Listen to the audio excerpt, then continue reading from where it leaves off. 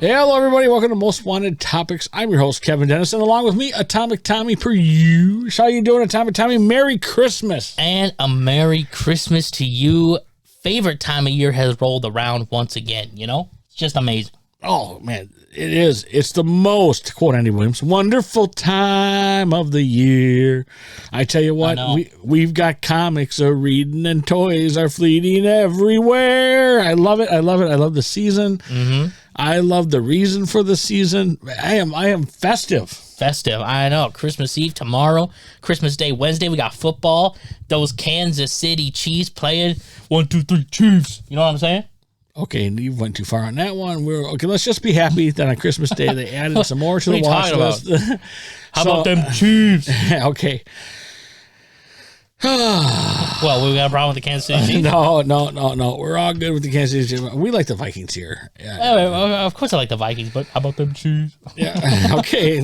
Well, they're playing on one. My son is excited because on Christmas Day they're adding more than just basketball to the TV watching list. We now have football on every major holiday. Yeah, for us, I know. For our family, Thanksgiving and Christmas.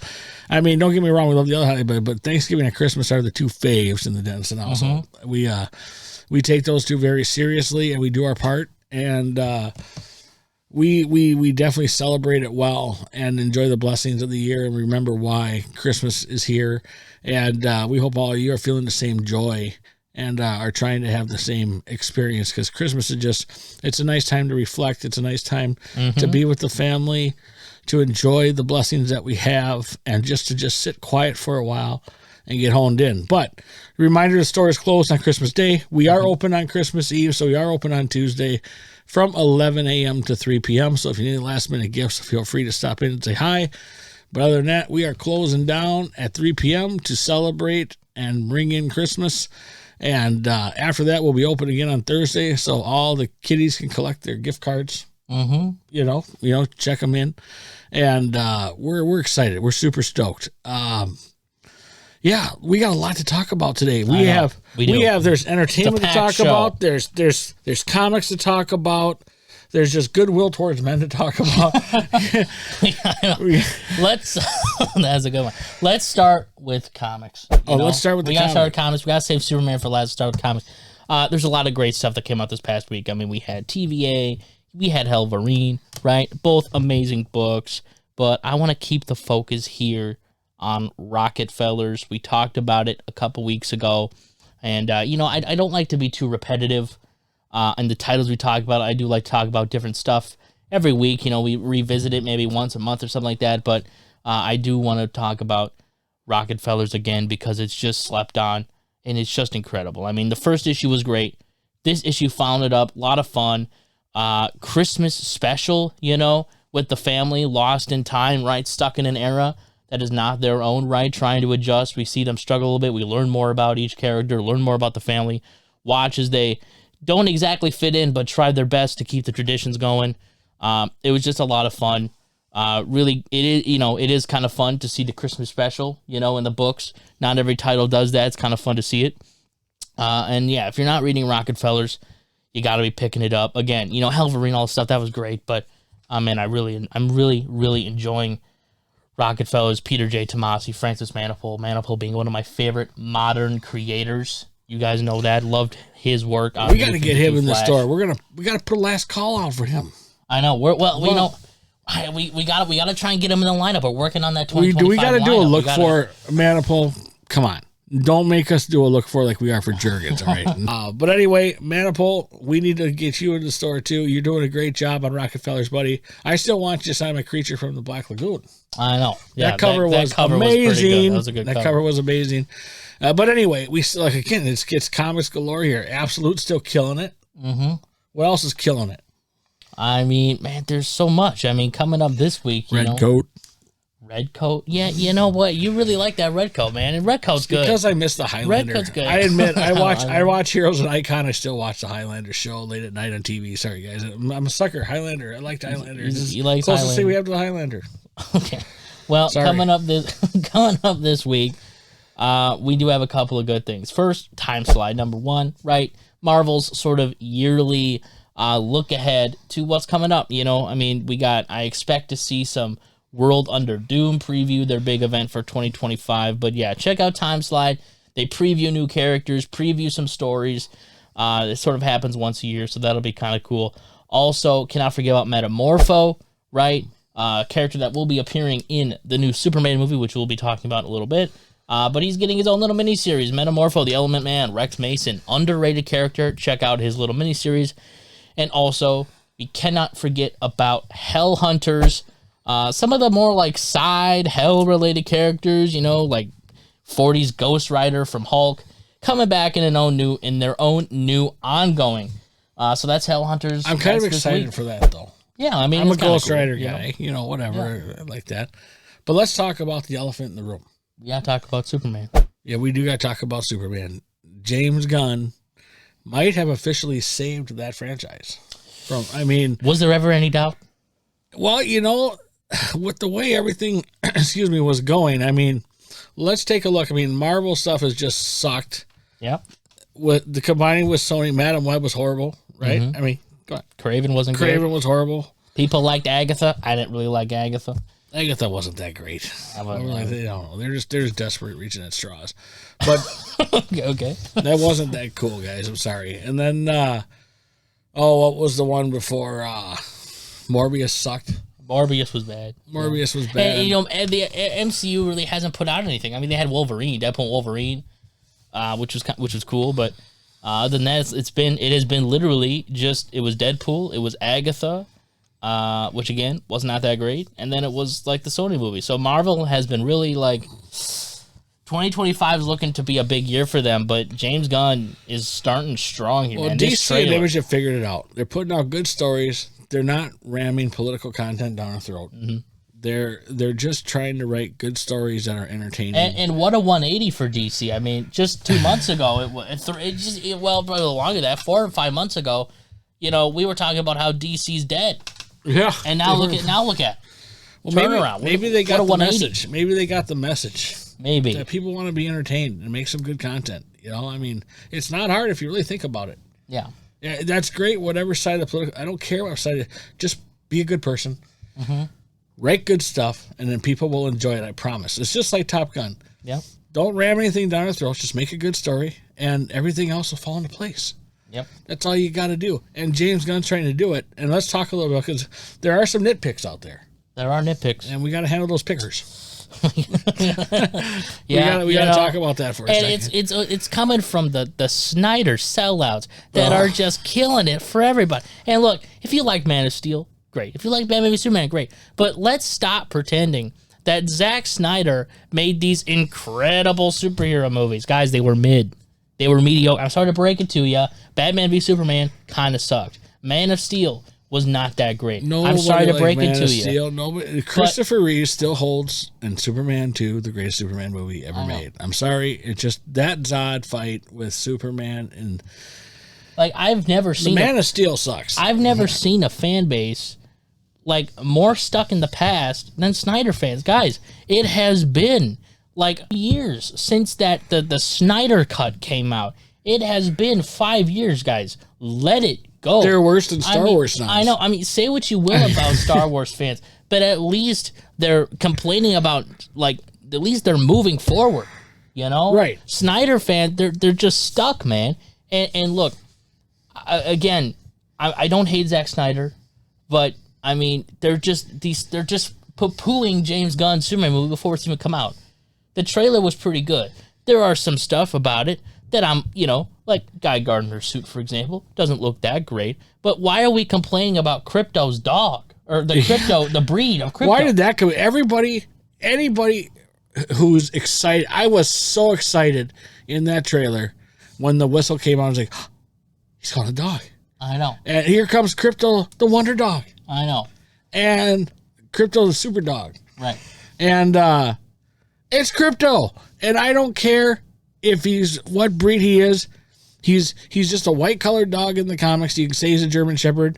I would argue that it doesn't look like a German Shepherd in the original Action Comics. Yeah, I mean, but I don't. I mean, we could look at that. It's a sturdy, strong breed. It's a strong breed. I get that, but who cares? Right. It's Crypto. You know, I mean, it's awesome that they brought a dog in, and it's Superman's dog, and it's just like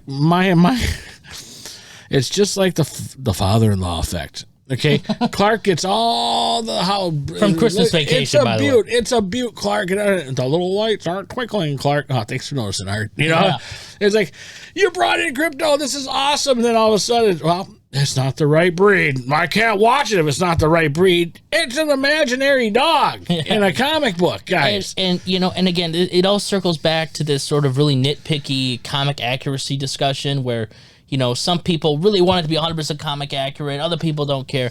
And I'm here to tell you guys, it never needs to be 100%. There are some things to the comics that really don't matter. The type of dog breed that Crypto is one of those things that just doesn't matter. In fact, I think it's a lot cooler that it's a smaller, you know, looking dog instead of like a big giant, like a happy-go-lucky dog too. Well, you're happy to see. I know. Okay, well here's the deal too. I gotta say, I mean, you got to remember, he's making the movie for people who have never read the comic. Right. And for us, that's a good thing because as a comic store, we want people to be drawn into the comic. So people come to the store and say, wow, that Superman movie was awesome. Can I get some Superman comics? Yeah. Well, sure. Let me find Dan Jurgens. Dan, come here. Let me find Dan Jurgens. We're still looking for him. You know? Yeah. I mean, it's just Crypto is fine, right? I don't understand why people are complaining so much about Guy Gardner's hair. That I mean, if those people, those are the same people who are complaining about comic accuracy are complaining about Guy Gardner's hair. Like, yes, it looks stupid. Guess what? That's the point. Okay, Guy Gardner's hair is stupid, and that is comic accurate. And yes, that is a comic accurate factor that matters. Let's look at. I mean, if we're going to complain about comic accuracy, we have to understand what parts need to be comic accurate.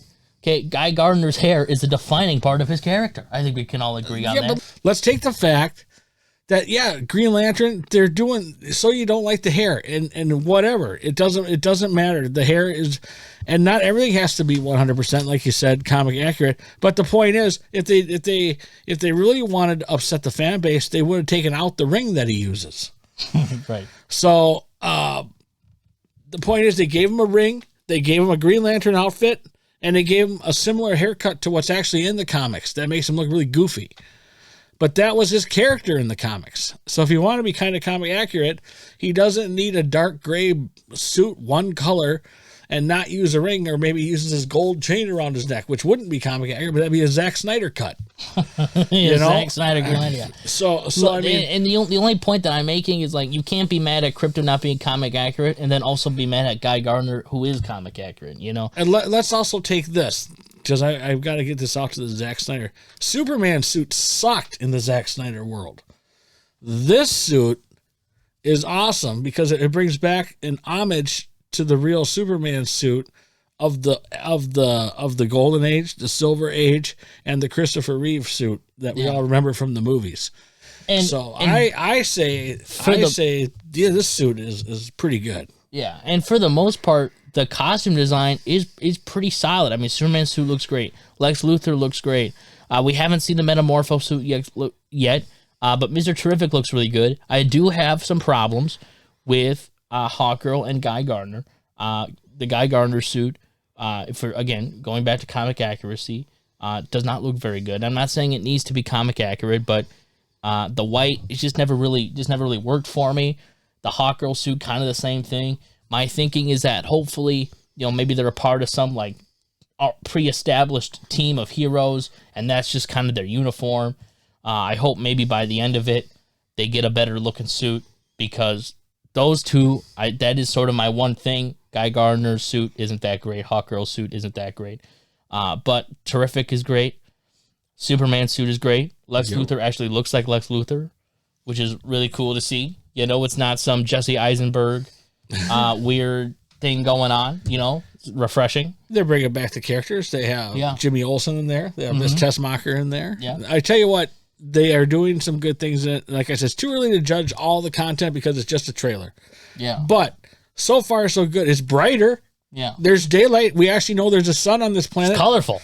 Because in Zach's world, there's no color. It's just gray. It just sucks. It just sucks all the time. It's ash gray all the time out there. There's no sunlight. And if there is sunlight, it's darkened by a gray screen over it, so it's so dark. And let's look at Superman actually saving lives. In the Zack Snyder cut, we can have thousands dying collateral damage. No, Superman would save people. That's what he does. Superman saves lives, doesn't allow people to die, you know? Yeah. Let's go back to the greatest Superman movie ever made, Superman 2. Yep. Where Christopher Reeves is fighting Zod, the Superman, and they throw a bus full of innocent people. Superman stops the fight with Zod, has to save the people from the bus, and then goes back and fights. You know, right. He doesn't ram Zod through a building. No, he's not going to drive Zod through 5,000 people and say, "Oh, sorry, you died. I'm after Zod here. You understand, don't you?" You know, it's just kind of it just doesn't work that way. Superman saves lives, and I just hope there's accountability. I hope James Gunn remembered that, and from what we've seen, it looks like he's on with that. So I'm looking forward to it. We don't have the Kevin Costner with the handout, stay back, stop. Don't save me. Don't save me. Don't, you know. I know. I think James Gunn is going to save the Superman franchise, and I think Superman will gain some popularity again. I really do. I hope he does, because Superman is the most iconic superhero there is. I mean, you can argue, well, no, you can't do that. Marvel. Come on. You go worldwide, it's Donald Duck and Superman. Everybody knows that. Sorry. Right. That's what it is. And, I mean, I think just the bottom line for me is that the trailer looks pretty good, guys. I mean, I think we can calm down with the comic accuracy thing. As sort of the big thing I've been seeing online is, this isn't comic accuracy. This looks like a CW show. I think we can calm down. Doesn't need to be 100%. Because I remember everybody liking The Flash in CW. I mean, it was a well-received show pretty early on, but I think it had its moments down the road. Comparing this to a CW show just isn't right. And at the end of the day, again, I mean, you can't complain about Crypto not being comic accurate and then complain about Guy Gardner's hair. You know what I mean? So you can't have a cake and eat it too. Not everything needs to be 100% comic accurate. It's okay to complain about things if they get it wrong, but we haven't seen enough to know what they've really got wrong yet. So there's a lot of people just really jumping the gun, pun intended. There's a lot of people who are just hating on it because it's not Zack Snyder, which I think is the most ridiculous thing I've ever seen. It's destroying the fan base because, you know, everybody's just getting name called. Nothing's even really happened yet. All we're saying is give James a chance. And honestly, nobody has any reason to not trust James Gunn. I mean, Suicide Squad was a very popular movie. Peacemaker, people like Peacemaker, right? The Guardians films, right? So I don't really understand where all the hate's coming from on this. Again, it was just one trailer, and the trailer was pretty good. Yeah, so, Snyder people, calm down. Yeah, everybody calm down. Everybody calm down and give it a chance. Take a breath. Hopefully, remember, you're not attracting the person who has read every comic. Right. You're attracting people who have never read it. And keep this in mind, guys. I mean, this movie is clearly meant for a younger audience, right? I would hope so. A younger audience can enjoy it. That's not Man of Steel.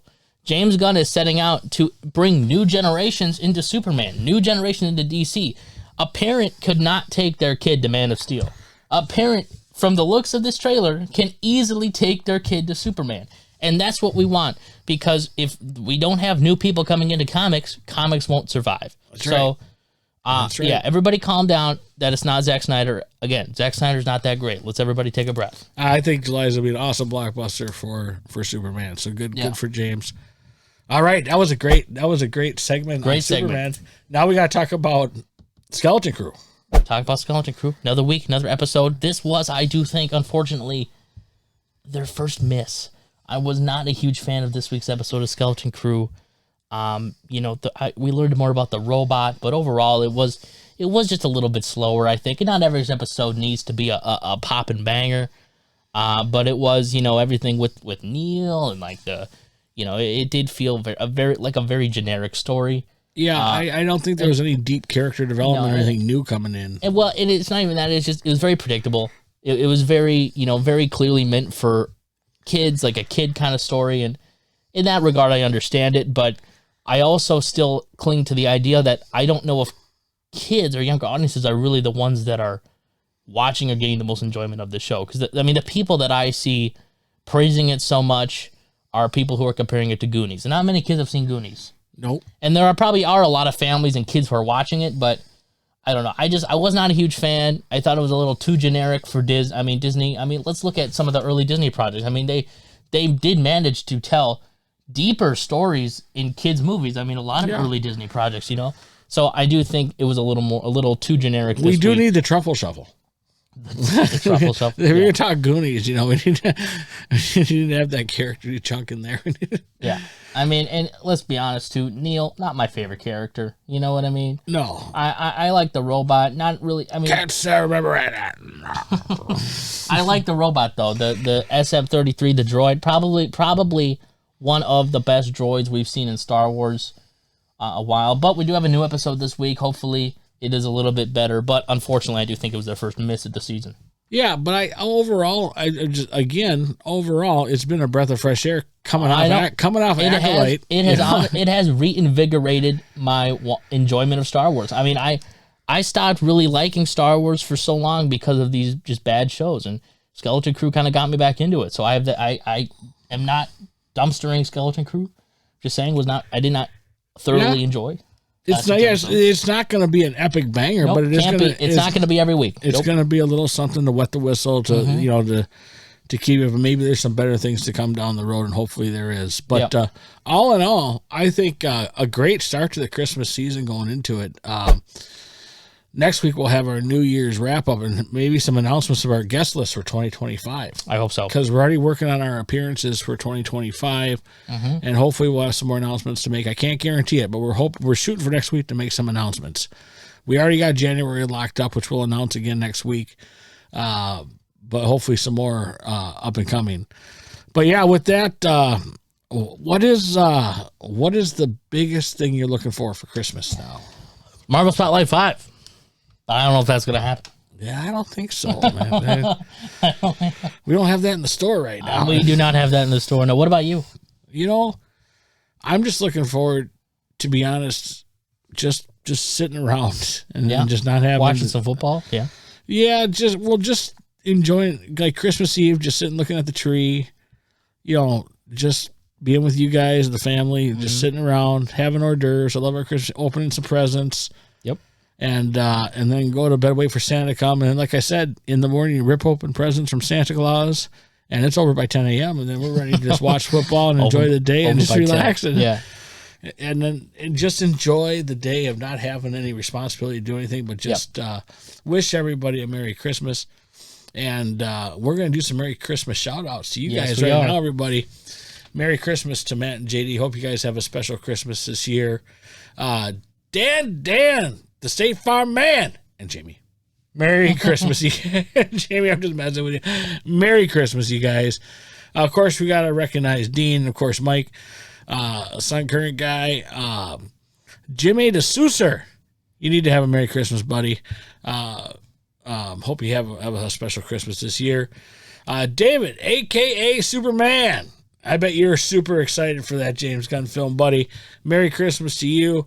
Mark, and the other Mike. Hey, Merry Christmas, you guys. Brian, Ryan, Jeff, Liz, Eli. Merry Christmas, Eli. Pat and your family, you guys have a special Christmas. Great to see you guys at the 3-star. Merry Christmas to you guys. Hopefully you guys have a wonderful Christmas. Hopefully Santa is good to all of you. Shanice, Larry, Rick, Melissa, have a special Christmas, you guys. Anybody out there I miss, you guys have a very, very Merry Christmas out there. And we'll see you next week for the New Year's Eve show, everybody. Merry Christmas, everybody. Merry Christmas, everybody.